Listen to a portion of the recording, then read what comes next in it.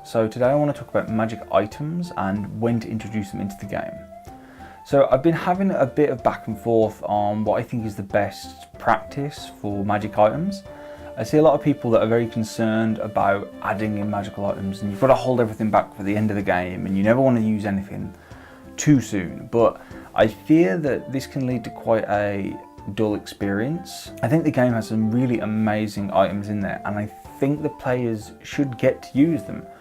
We're not always going to get to like 20th level. Sometimes campaigns end sooner than we'd like. I think it's a good idea to get something memorable into your game fast. An item that a character can really depend upon, something that becomes almost part of their personality. Does this player have a special weapon that is, to be honest, very powerful, but it's integral to who they are? Do they have a magic carpet or a broomstick? Something allows them to do something more than anyone else can. It makes them special and feel useful and important. Now, of course, there are different styles of play. If you're playing a very low magic game, then a +1 sword might be enough. But if you're playing quite a high magic game, I think it's important to get things out there soon.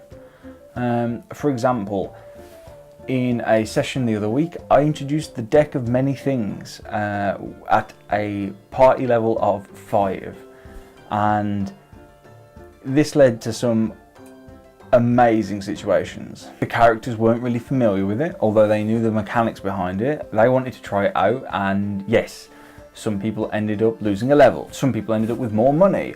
Others lost their soul and they had to get a new character.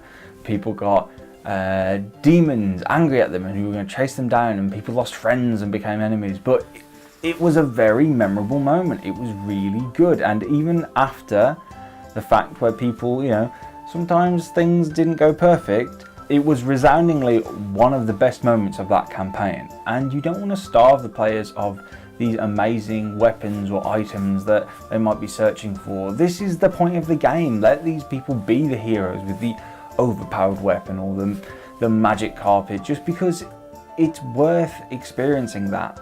I've run 2 very different campaigns. One where there was very little magic items at all, and one where pretty much straight off the bat people started getting special items. And I have to say that the one where the players got to feel special, got that extra bit of loot, got something that really made their time feel worthwhile, I think that turned out far better than just holding it back for another level.